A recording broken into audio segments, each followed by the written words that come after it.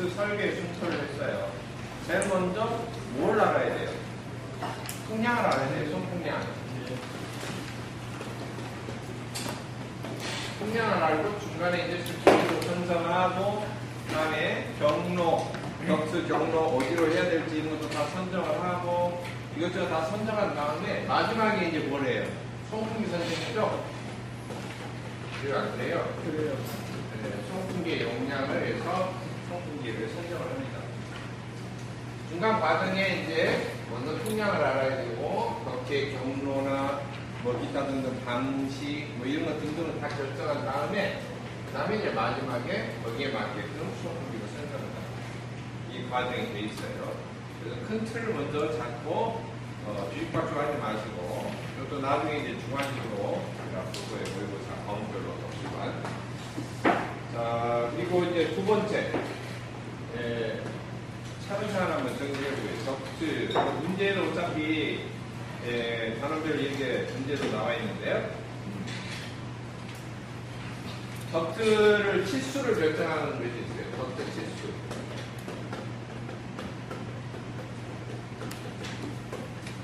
덕트 사이즈 결정하는 건데 어차피 덕트 모양 자체가 지금 장방형, 사각형으로 된 것하고 동그랗게는 원형하고 두 종류가 있다고 그랬죠?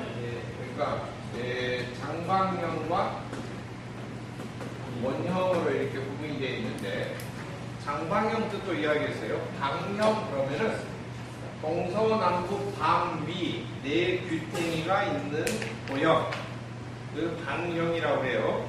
방형. 근데 이제 그게 장방형이니까 옆으로 긴 네모형 직사각형이죠. 만약에 가로 세로가 똑같으면 정방형이라고 해요. 정사각형은 장방형과 원형이 되어 있고요. 치수, 덕트 사이즈를 결정한다는 것은 이제 필요한 덕트의 단면적이 어느 정도가 돼야지만 될까. 여기 중간에 송풍량하고 나서 이제 중간에 덕트의 경로 이런 것들 하고 그다음에 덕트 사이즈 크기 결정하고 하는 부분에서 등장하는 식들이 여기에서 나오는 것들이 세 가지가 연관이 되어 있어요. 실제로 설계할 때 보면은 먼저 송풍량 계산할 때는 유용한 식이 뭐냐면은 현열 부하는 송풍량 곱하기 공기비열, 송풍량 바람의 비열이죠. 곱하기 뭐야? 취추로서 차 이렇게 돼 있죠. 네. 이렇게 돼 있고요. 그 다음에 이제 두 번째로는 덕트 치수를 정해야 돼요. 덕트 치수는 덕트의 단면적이라 이렇게 생각하시면 돼요. 단면적과 뭐 가령 길이, 그러니까 가로, 세로, 뭐 또는 뭐 지름, 원형 같은 이런 것을 말하는 거예요. 한마디로 이게 직접적인 연관되는 게 뭐냐? 면적이죠, 단면적. 네. 그래서 이제 그걸 알려면 먼저 여기서 송풍량 현열 부하로 해서 구한다는 거. 요 치추온도차 이거 알면 기준 적용하고요. 그리고 풍량을 알면은 송풍량은 덕트의 단면적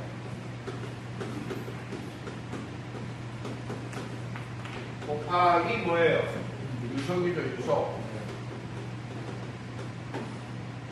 그래서 유속을 결정을 할 때 15m 이하로 결정할 것인지 15m 초하로 고속 덕트를 할 것인지에 따라서 덕트 단면적 사이즈가 나오는 거죠. 이해되셨죠? 네. 그래서 송풍량은 여기서 알고 송풍량 요 다시 이식 가지고 덕트 단면적을 구할 수가 있어요. 치수를 결정할 수가 있는 거죠. 그 다음에 세 번째로는 송풍기를 선정한다. 그렇죠. 풍량이 어느 정도 될지 또는 마력수가 얼마나 될지. 그것은 뭐예요? 소요 동력 킬로와트 102 곱하기 효율을 풍량 곱하기 뭐예요? 풍압 이렇게 돼 있죠. 네.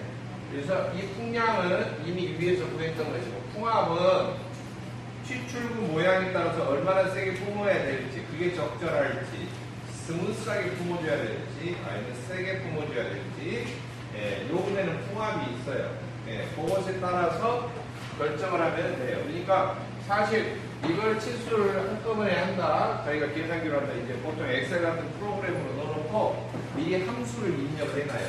즉 컴퓨터로 프로그래밍을 해놔. 그래놓고 딱딱 몇 가지 요소만 집어넣으면 딱 어때요? 결정이 되겠죠. 이해되시죠? 네, 그런 식으로 실무적으로 사실 그렇게 이용을 합니다. 이거 일일이 사이즈 재가지고 뭐 이렇게 하는 게 아니고 목표를 이용하거나 네, 아니면은 미리 계산된 프로그램을 이용한다. 몇 가지 상황만 집어넣으면은 바로바로 어떻게 자동 계산이 되겠죠. 네, 순서가 똑같으니까 그렇게 되는 거고요. 덕트 치수를 결정하는 방법이 몇 가지가 있죠. 첫째, 등속법이라고 하는 게 있어요. 등속법은 뭐냐면은 공기 유속을 일정하게 해요.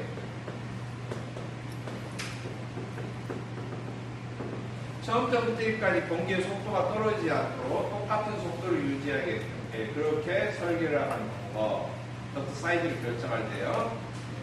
두 번째로는 둥 마찰 손실법.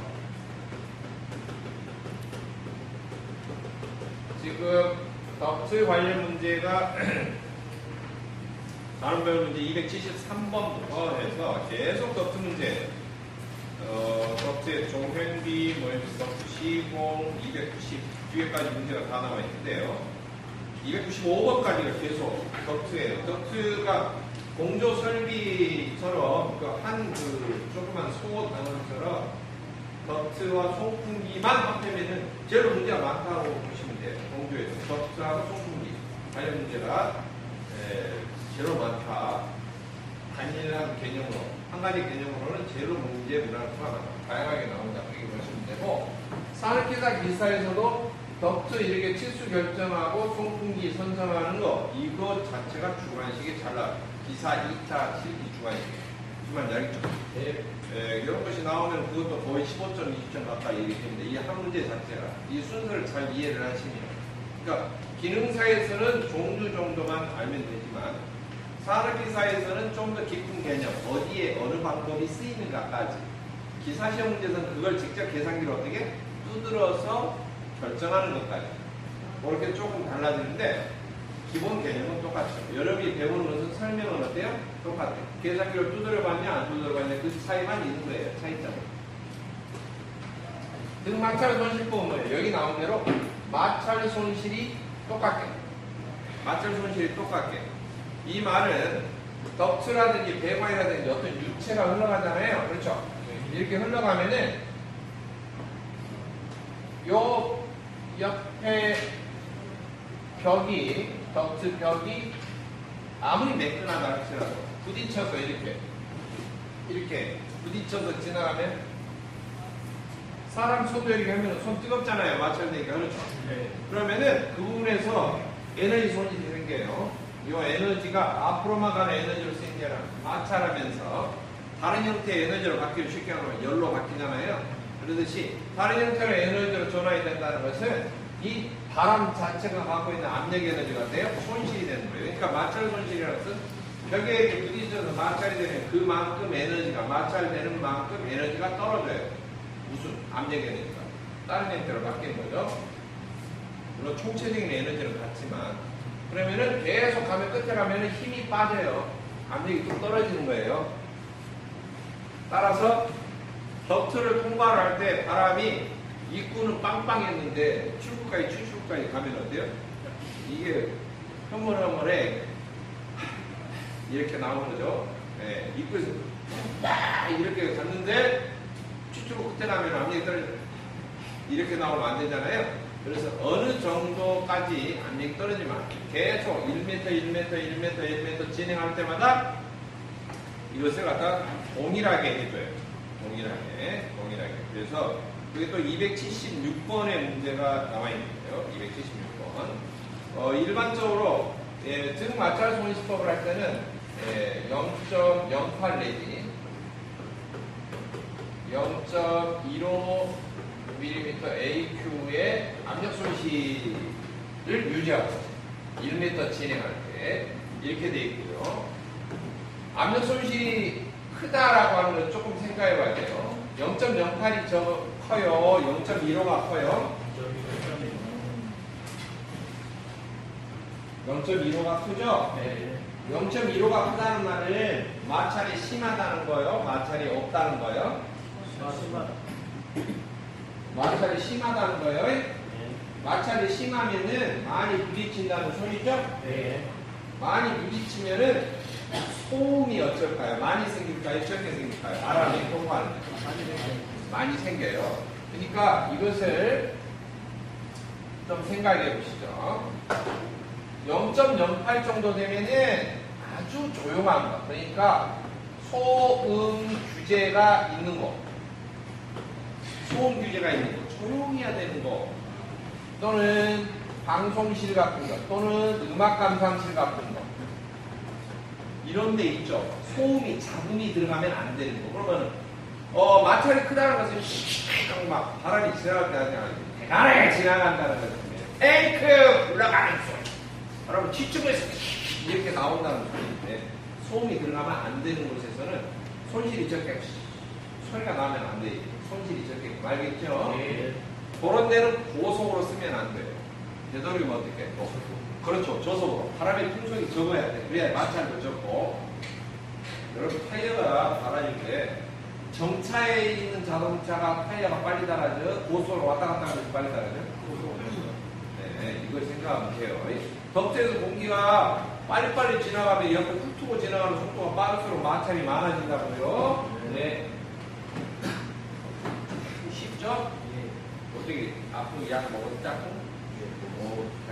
쉬라고 깨우지 마. 자, 그리고 0.15면은 소음이 상당히 있는 거예요. 그러다 보니까 이 정도면 뭐냐면은 공장 같은데 이런 데 하는 거예요.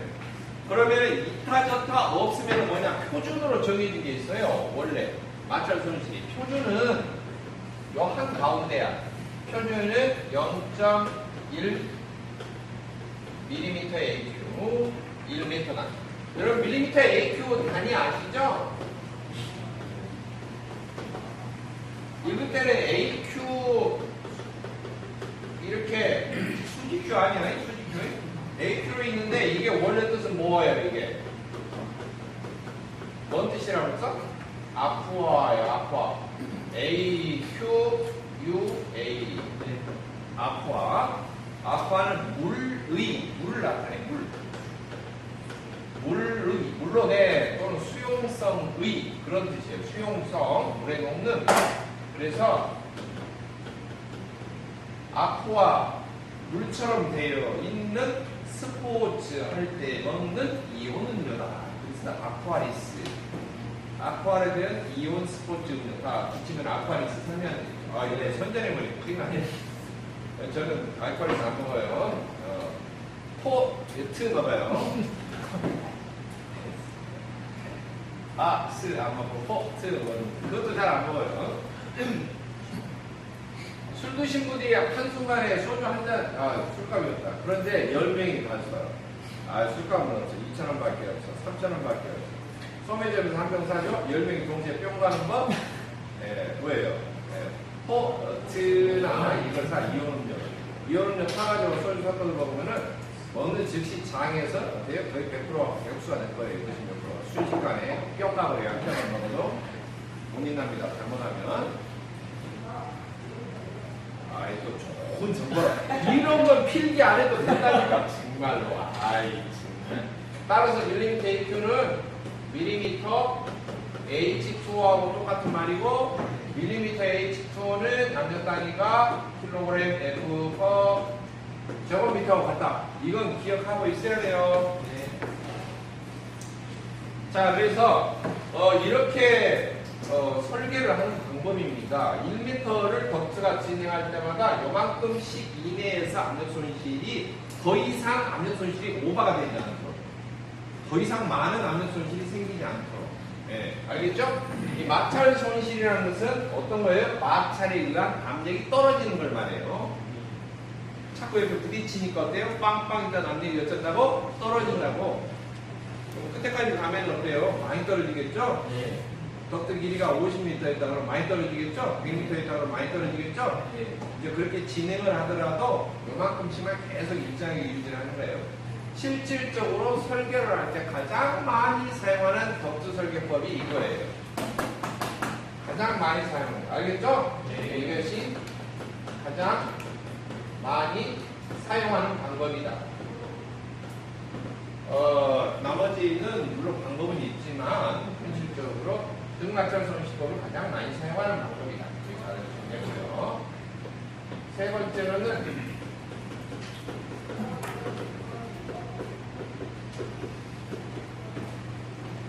점압제 취득법이라고 게 있습니다. 값의 치수를 결정할 때 치수라는 것은 이제 사이즈를 말한다고 그랬죠. 면적, 얼마나 구멍이 커지느냐, 작아지느냐. 즉, 덕지가 쭉 갈 때 넓어졌다, 좁아졌다, 그걸 결정해 주는 거예요. 네?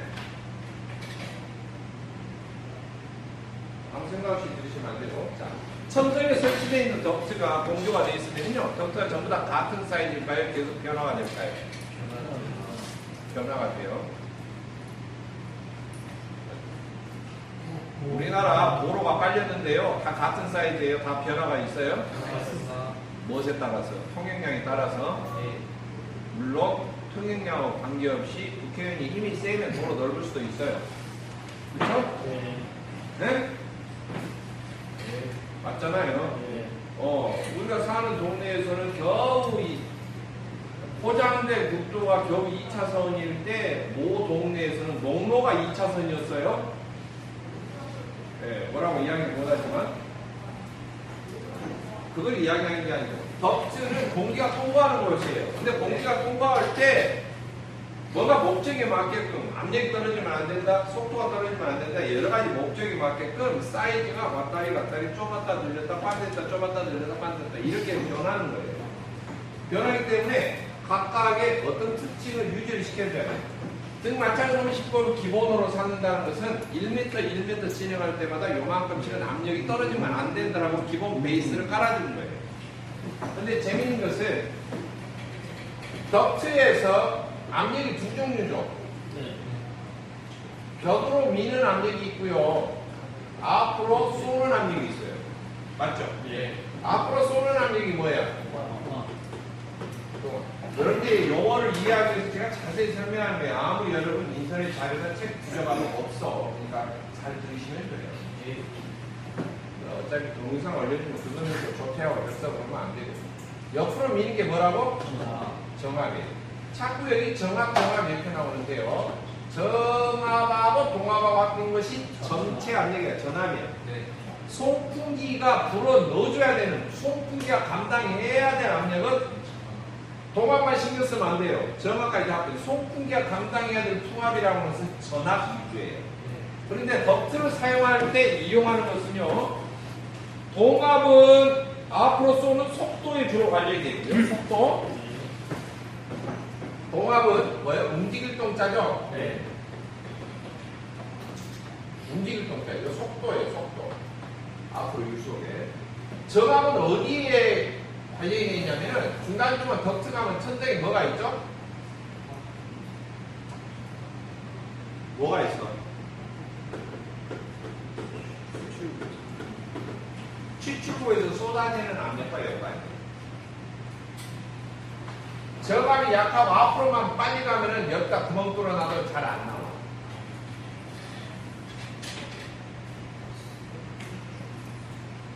무슨 소리인지 알겠어요? 네.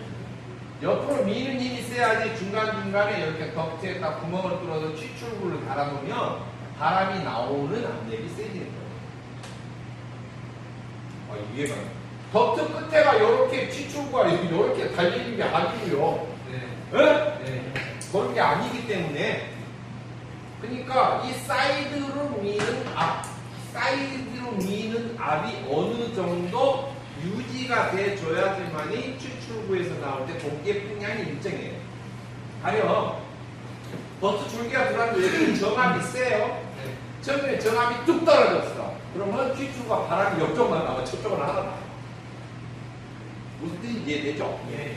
그러니까 이것도 신경을 쓸 수밖에 없어. 이게 정압이 옆으로 미는 압인데 두 개를 어차피 합힌 것이 정압이죠. 네. 따라서요, 속도가 빨라지면 정압이 떨어지고요, 속도가 느려지면 정압이 올라가요. 이해됐나요? 네. 이 줄통선 효과하고 좀 비슷해요. 그죠? 줄톰슨 효과가 비슷하죠? 네. 속도가 빨라지면 옆으로 미는 압력이 어때요? 떨어지고. 압력이 떨어지면은 팽창을 나오고. 뭐 기체야 이미 팽창해 있는 상태니까 별 변화가 없는데 액체 같은 경우는 팽창하려면 뭘로 돼요? 기체로 되어버려요. 액체가 기체로 되어버려요. 부피가 팽창하려면.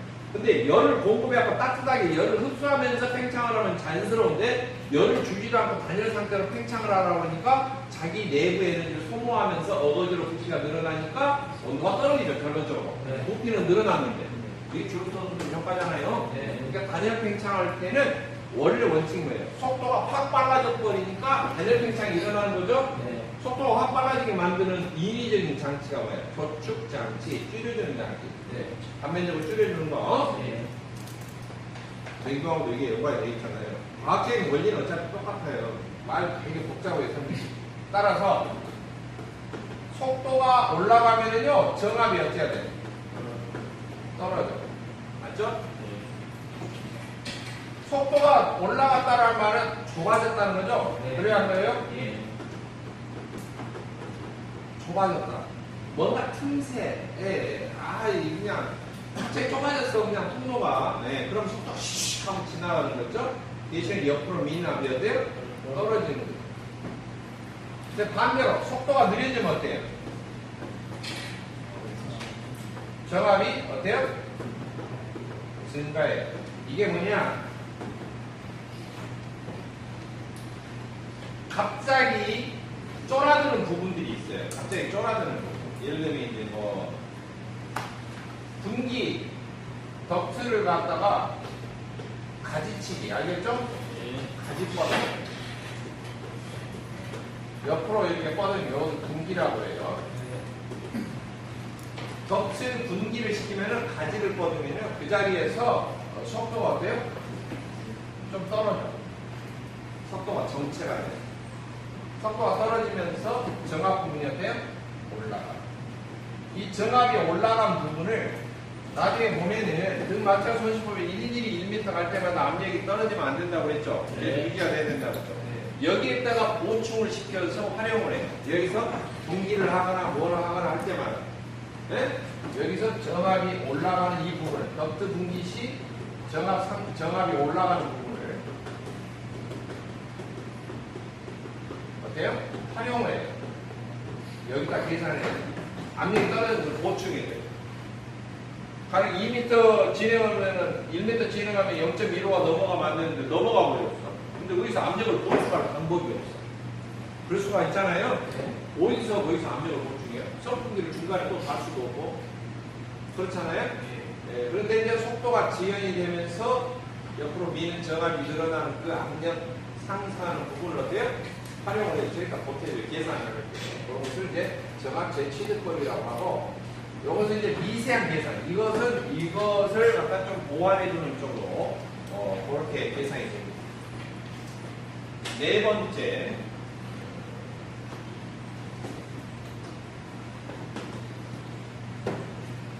여기 나오면 전압법.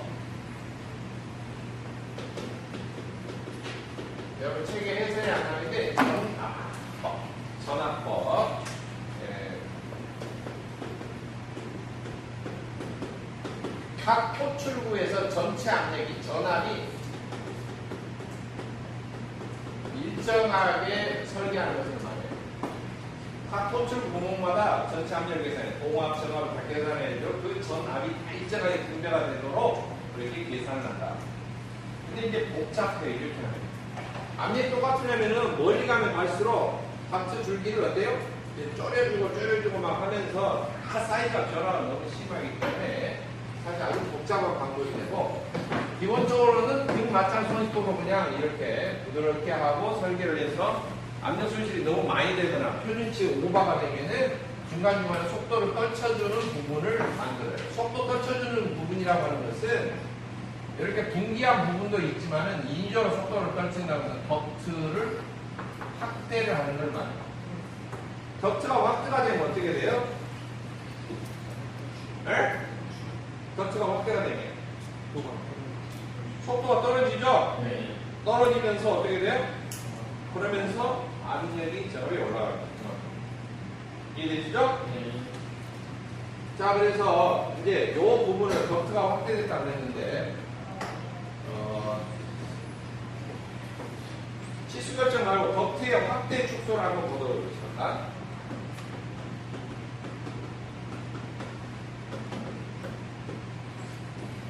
덕트 확대 축소를 하면은 공기열게 쭉 가다가 덕트가 확대가 될 거예요.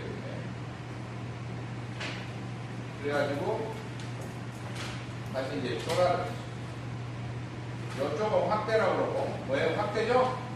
네. 이쪽은 뭐예요 이제? 축소 아닙니까? 그렇죠? 확대하는 각도가 정해져 있고요.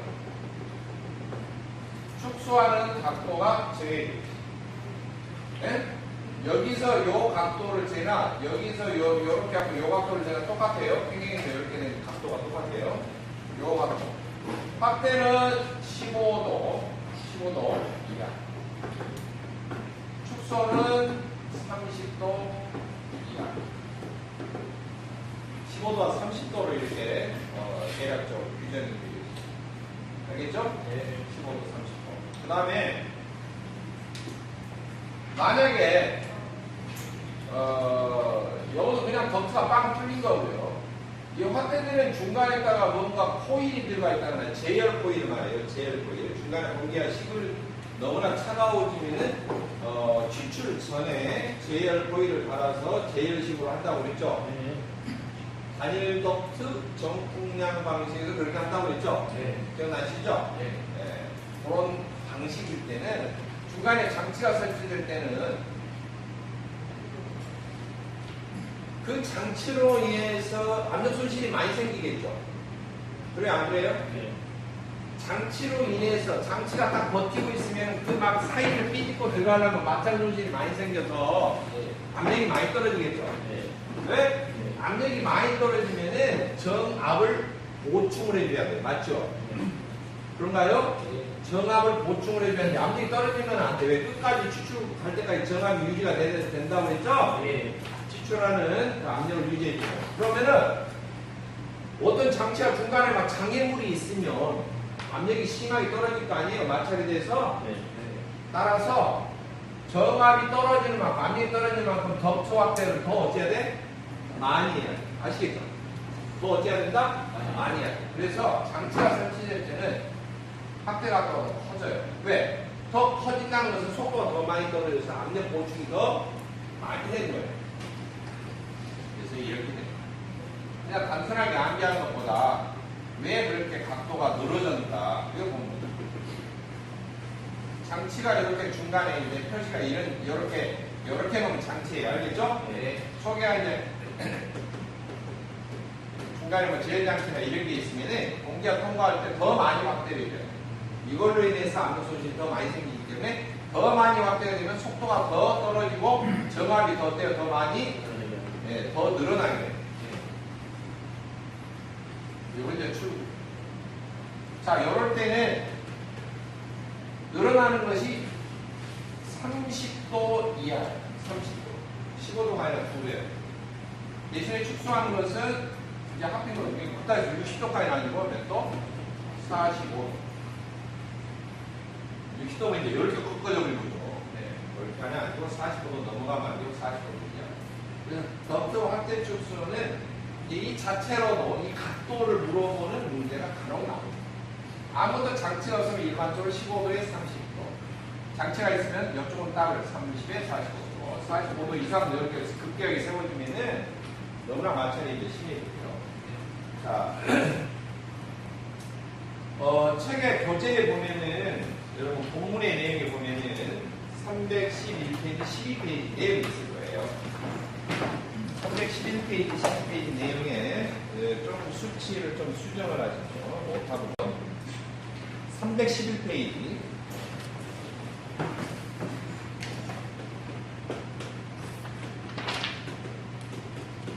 확대가 몇 도? 15도. 그 다음에 축소는